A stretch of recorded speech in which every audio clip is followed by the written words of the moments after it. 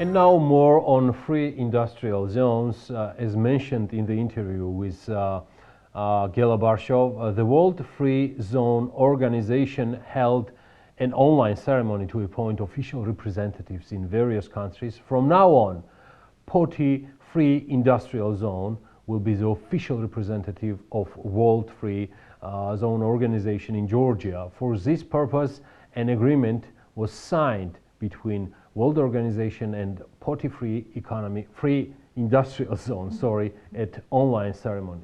The World Free Zone Organization is the largest and most influential international association of 1,700 entities around the world, representing the interests of free zones around the world. According to Dr. Samir Hamroun, Executive Director of World FZO, by appointing representatives in different countries, the organization expands its service space, provides problem solving in the regional context, and shares experiences to address the challenges facing free economic zones. Georgi, you interviewed David Ebralidze, General Director of Poti Free Industrial Zone. Yes, Elena, and according to the General Director of Poti Free Industrial Zone, the successful fight against the pandemic showed that all the conditions are created for the support and protection of investors in Georgia. From now on, Poti Free Industrial Zone, as the official representative of the World Organization in Georgia,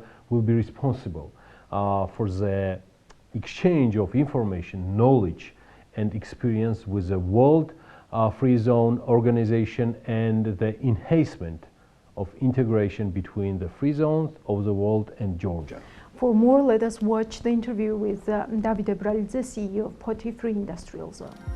David, thanks for being with us. Pleasure.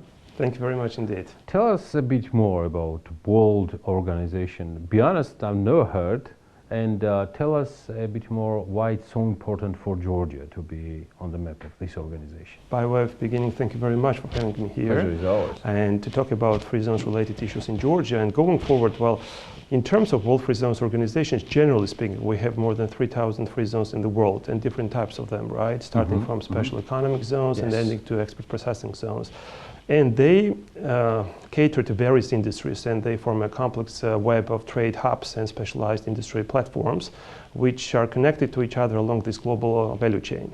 And that being said, back in 2014, this organization was incorporated and launched in Geneva, in Switzerland, although it's headquartered in Dubai, though, with the aim to help these free zones worldwide to better communicate with each other and to access to best industry standards, to very specialized tools and industries, right? And all this is done by way of regular events and by physical presence in 10 countries worldwide through regional offices. But last week, this organization made the decision to further extend its presence in additional 37 countries, Georgia being one of them, by nominating the national contact points, NCPs, in each country. And we're very proud and thrilled that Poti Free Industrial Zone will be this NCP for free zones in Georgia. While moving to my next question, personally for you, this organization is still more sort of exchange-wise platform, or it's at the same time some sort of coordination and distribution of various activities? Yeah, good question. Well, basically within our mandate, we should be responsible for consolidating, compiling, and providing all the free zones information to them. Basically, will be the focal point of exchange of information and raise the awareness of the free zones in Georgia. And sharing the experiences. I've said they're consolidating more than 1,700 free zones around the globe. So just sharing the experience will be a good opportunity to move forward. Same happening here in Georgia. Why they fixed, why you person, I mean your team, your company was chosen, because you are not the only existing free economic zone in Georgia. How it's happened? Well, generally speaking, this organization selects its NCPs based on certain criteria, right? This is the professional reputation, this is the industry knowledge, and of course the time availability for the task at hand. But I would say that our cooperation with this organization, it didn't start recently. I mean, we've been their members for quite some time. I forgot to mention this organization has more than 650 members in more than 130, not NCPs like the members. And How we've many been countries? there 135. So we've been their members for a couple of years, and within this period we jointly organized various meetings like in Dubai, B2B meetings, workshops. Within my business trips to Dubai, I personally visited CEO, Dr. Samir Harmouni. And I think that during these cooperation years, Poti Free Industrial Zone positioned itself as a very reputable, trustable, stable partner, and the decision was made accordingly. And Georgia was not before the... Georgia, the first time that Georgia became the 37th national economic province worldwide. Purposes of the new status. Tell us a bit more. Yes, you've been engaged as a member, but it's absolutely a new approach and new status. Exactly. Well, status is a very important and huge responsibility just to provide the information. I just plan to conduct a very rigorous and robust informational campaign in the universities throughout the country to raise the awareness about the free zones. Also to talk to the private sector, to remind them to reiterate all the benefits and advantages that the free zones actually offer in Georgia. Should the current situation allow us, we also plan to host a very high kind of end business forum in Georgia, and to invite all the top representatives for the World Free Zones Organization member companies. And of course, I want to invite Dr. Samir Harmouni, the CEO, to Georgia to come organize the meeting with the high-end officials here to jointly designate and address those problems or challenges we have in terms of legislation related to free zones here in Georgia. Can we be more specific in that regard? Because while having this forum here, that's not going to be a part of agenda. Exactly. But we both know that we still face some, let me say so, some legal and some informal things happening around free economic zones. And we need to fix them, and we have a chance right now to raise voice of ours both again. Thank you very much indeed for this question, because as you might be aware, the free zone legislation was kind of created in 2008 in Georgia.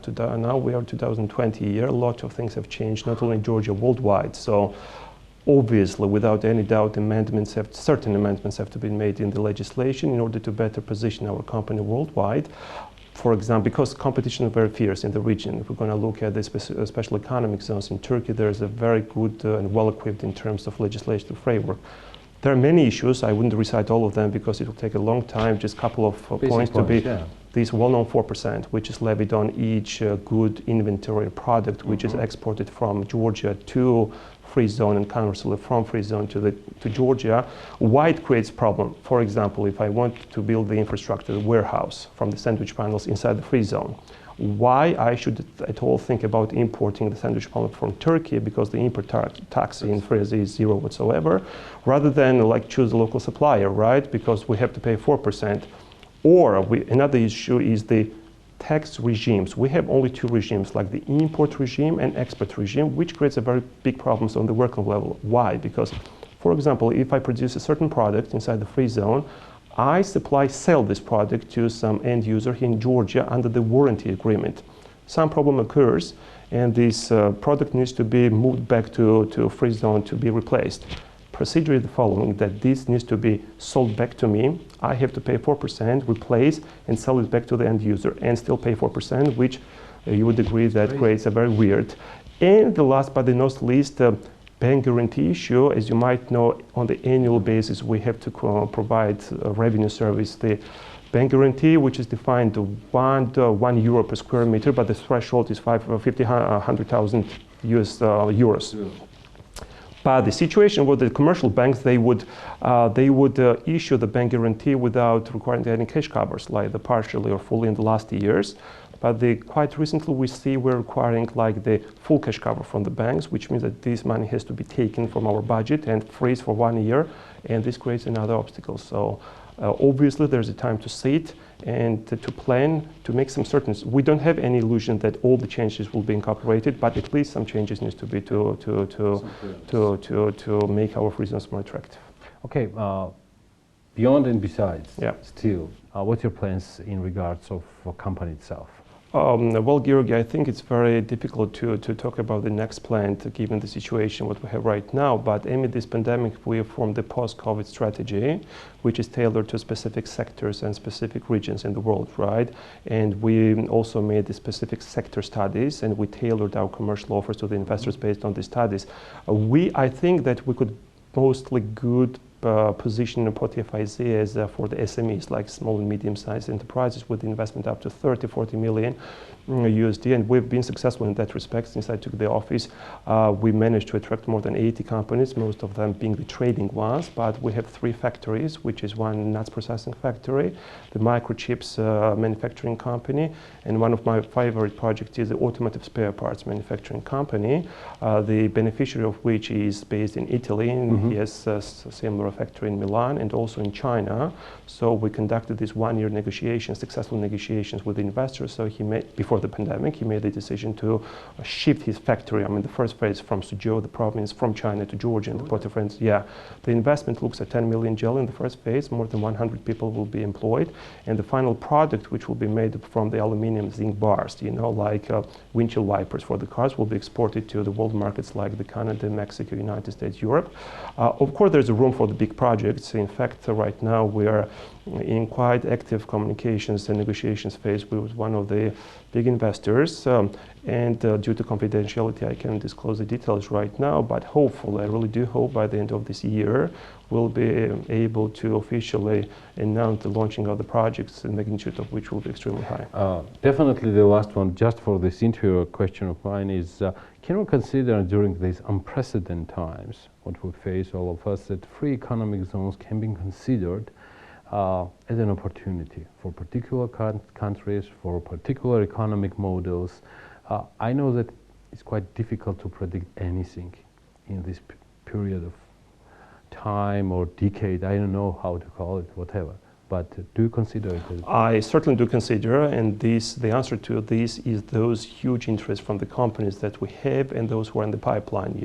Of course, Georgia itself is very attractive in terms of tax regimes, but inside Georgia we have these good zones like for industrial zones, which obviously create additional benefit, but they will be more attractive should we consider to make certain amendments in the legislation as mentioned. David, thank you so much for being with us. I will definitely pass your regards to Elena Kvanchilashvili. Unfortunately, she missed the interview. Maybe next time we'll be able to join. Thank you very much indeed, Georg. Thank you.